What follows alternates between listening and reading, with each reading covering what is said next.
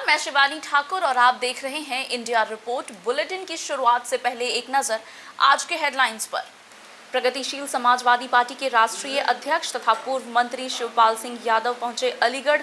कहा, यूपी के 75 जिलों में उनका संगठन चुनाव लड़ने के लिए पूरी तरह तैयार। भीम आर्मी चीफ कल रात लगभग 9 बजे हाथरस की बिटिया के गांव बुलगड़ी पहुंचे। खबर मिलते ही पुलिस महकमे में मचा हड़कंप। रायबरेली में युवक की गोली मारकर हत्या, प्रधान के ऑफिस में मिला युवक का शव। बुलंदशहर के जहांगीराबाद में बजरंग दल के कार्यकर्ताओं पर जानलेवा हमला, 2 पदाधिकारी गंभीर रूप से घायल। जालौन कौंच एसिड अटैक कांड को लेकर लोगों में धीरे धीरे बढ़ रहा आक्रोश। 2 दिन बीत जाने के बाद भी नहीं हो पा रहा है घटना का कोई खुलासा। और अब खबरें विस्तार से। प्रगतिशील समाजवादी पार्टी के राष्ट्रीय अध्यक्ष और पूर्व मंत्री शिवपाल सिंह यादव अलीगढ़ में एक निजी कार्यक्रम में शामिल होने के लिए आए थे। इस दौरान जब अलीगढ़ की मीडिया को ये खबर मिली तो उनका ये निजी कार्यक्रम लगभग राजनीतिक हो गया। उन्होंने मीडिया से बातचीत करते हुए कहा कि सभी धर्मनिरपेक्ष पार्टियां मिलकर एक मंच पर काम करें और भाजपा को हटाए, यही उनका प्रयास है। वो किसी राजनीतिक दल को समर्थन देने के सवाल पर उन्होंने कहा कि समाजवादी पार्टी उनकी प्राथमिकता में है। इस दौरान हालांकि शिवपाल सिंह यादव ने ये भी कहा कि यूपी के 75 जिलों में उनका संगठन चुनाव लड़ने के लिए पूरी तरह से तैयार है। देखिए हमारी ये पूरी रिपोर्ट। बता दें कि शिवपाल सिंह यादव ने ये भी साफ किया कि अगर 2017 के विधानसभा चुनावों में समाजवादी पार्टी उनको साथ लेकर चलती तो सिर्फ उत्तर प्रदेश ही नहीं बल्कि देश के 3 राज्यों में समाजवादी पार्टी की सरकार बनती। उन्होंने कहा कि देश में लगातार जन विरोधी बिल पास किए जा रहे हैं, महंगाई अपने चरम पर है और किसान, मजदूर, नौजवान त्रस्त हैं और बहन बेटियों की आबरू भी सुरक्षित नहीं है, जिसके चलते अब पूरा देश भारतीय जनता पार्टी को हटाना चाहता है। पार्टी अखिलेश जी के साथ गठबंधन करेगी क्या है?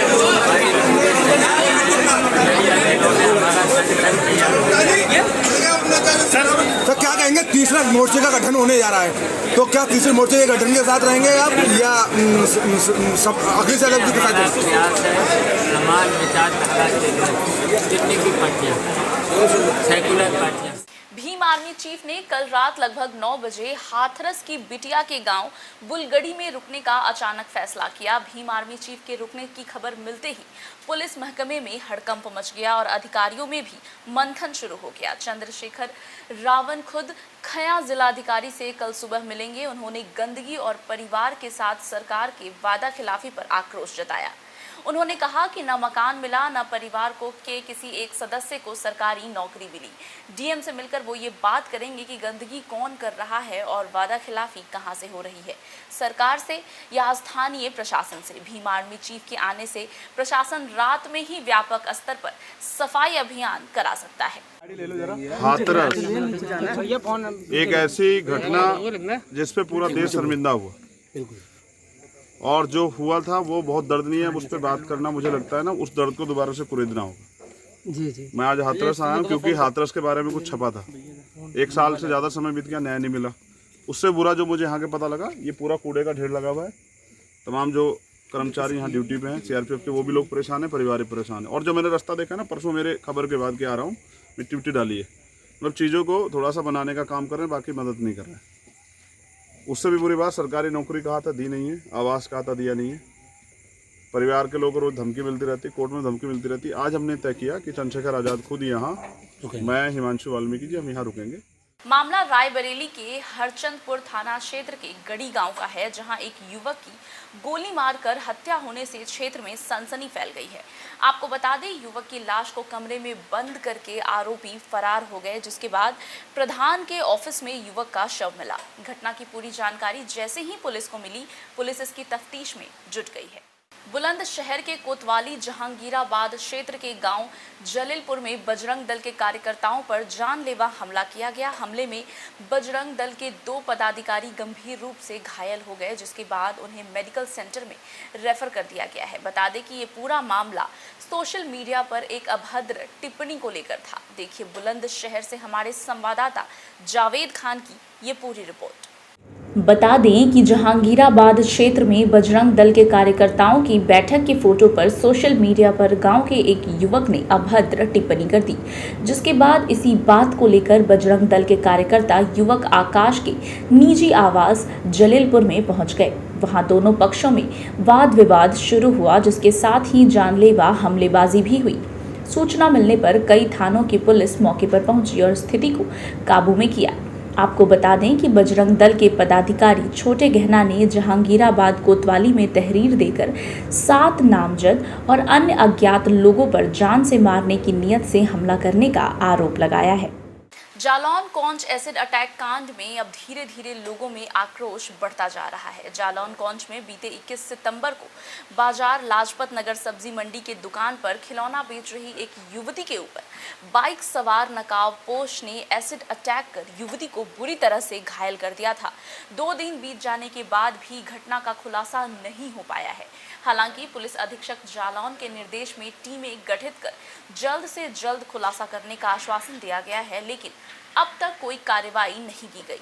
देखिए जालौन से हमारे संवाददाता जीशान राइन की इस मामले पर समाजवादी पार्टी के विधानसभा अध्यक्ष प्रीतपाल सिंह गुज्जर के साथ सैकड़ों समाजवादी पार्टी के कार्यकर्ताओं ने नारेबाजी करते हुए महामहिम राज्यपाल के नाम एक ज्ञापन उप जिला अधिकारी अंकुर कौशिक को सौंपा, जिसमें बीते दिनों एसिड अटैक से पीड़ित युवती को न्याय न मिलने पर उन्होंने सड़कों पर उतरकर पार्टी के साथ आंदोलन करने की बात कही। उन्होंने कहा कि पीड़िता को कम से कम 50 लाख रुपए की आर्थिक मदद दी जाए। साथ ही उन्होंने ये भी कहा कि अटैक की घटना बड़ी शर्मनाक है। जब एसिड पर प्रतिबंध है, फिर भी इस सरकार में अपराधी खुलेआम घटना को अंजाम दे रहे हैं, जिसके साथ ही उत्तर प्रदेश उद्योग व्यापार मंडल के अध्यक्ष संजय लोहिया के नेतृत्व में भी कई दर्जन व्यापारियों के द्वारा एक ज्ञापन पुलिस अधीक्षक जालौन के नाम क्षेत्राधिकारी को सौंपा गया, जिसमें बीते 21 सितंबर को बीज और कीटनाशक दवाओं के व्यापारी चंद्र प्रकाश सैनी की पुत्री के ऊपर बाइक सवार नकाबपोश ने एसिड अटैक कर उसे घायल कर दिया था। ज्ञापन में व्यापारियों ने मांग की है कि दोषियों को 3 दिन के अंदर गिरफ्तार करके उनके विरुद्ध कठोरतम कार्रवाई की जाए। कल कौंच नगर में एक बहुत ही हृदय विदारक घटना घटित हुई है। हमारी एक बच्ची के साथ एक बहुत बड़ी घटना हुई, उसके शरीर पर तेजाब फेंका गया है। ये मुझे लगता है कि जनपद जालौन के इतिहास में शायद पहली घटना होगी और इस घटना में अभी तक कोई भी गिरफ्तारी नहीं हुई है, ना इस घटना का खुलासा हुआ है। तो हम लोगों की ये शासन से मांग है कि तत्काल इस घटना का खुलासा किया जाए, अपराधियों को गिरफ्तार किया जाए, साथ में जो पीड़िता है उसके बेहतर इलाज के लिए शासन के द्वारा 20 लाख रुपए की आर्थिक मदद दी जाए।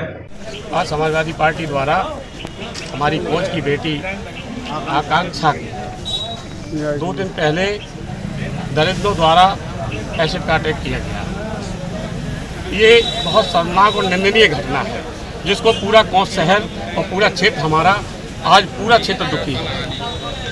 अपराध आज इतनी चरम सीमा पर बढ़ गया है कि खुले समय पर दुकान खुली टाइम पर दिन में पूरे बाजार के बीच अपराधी एसिड जैसी चीज़ जिस पर पूरा प्रतिबंध है उसको डालकर खुले पूरे बाजार में खुले मोटरसाइकिल से निकलते हैं, लेकिन उनको गिरफ्तार नहीं किया गया और आज तक नहीं किया गया। हमारी आकांक्षा बेटी के साथ जो घटना हुई है, हम पूरी समाज हमारी आज ज्ञापन दिया है और इस सरकार में वादे किए जाते हैं कि हम बहनों का सम्मान कर रहे हैं। आज आपको देखने को मिला है जो अपने यहाँ ये घटना कभी नहीं होती थी, बड़े बड़े शहरों में होती थी, आज अपने ज़िले की बहुत बड़ी घटना है। इस संबंध में आज हमने एसडीएम साहब को ज्ञापन दिया है। जैसा कि सबको पता है, जिले में क्या पूरे प्रदेश में बेटियों के साथ अन्याय अत्याचार बलात्कार की घटना हो रही है। इसी क्रम में कोच में घटना घटी है, अति निंदनीय है। एक लड़की पर जिस तरीके से बेखौफ होकर बदमाशों ने तेजाब फेंकर उसे मारने की कोशिश की है, इस बात का प्रमाण है कि प्रदेश में कई गाँव में शराब कोई चीज ले गई है। बेटी बचाओ बेटी बचाओ का नारा जो खोखला हो गया है। और आने वाले कल में अगर इसी तरीके से अगर ये कानून व्यवस्था चलती रही है तो हालात बेकाबू हो जाएंगे, जनता को सड़कों पर आना पड़ेगा। व्यापारी बेटी के ऊपर तेजाब फेंका गया है, ये बहुत क्रूर घटना है। इसके संदर्भ में हमने ज्ञापन दिया है व्यापारियों ने। क्या मांग रखी है एसडीएम? उसमें मांग रखी है कि अविलंब व्यापारियों अपराधियों को गिरफ्तार किया जाए। अगर 3 दिन के अंदर गिरफ्तारी नहीं होती है तो व्यापारी आंदोलन और आमरण अनशन तक जा सकती है। इंडिया रिपोर्ट के इस बुलेटिन में मेरे साथ फिलहाल इतना ही। आगे के अपडेट्स के लिए बने रहिए हमारे साथ।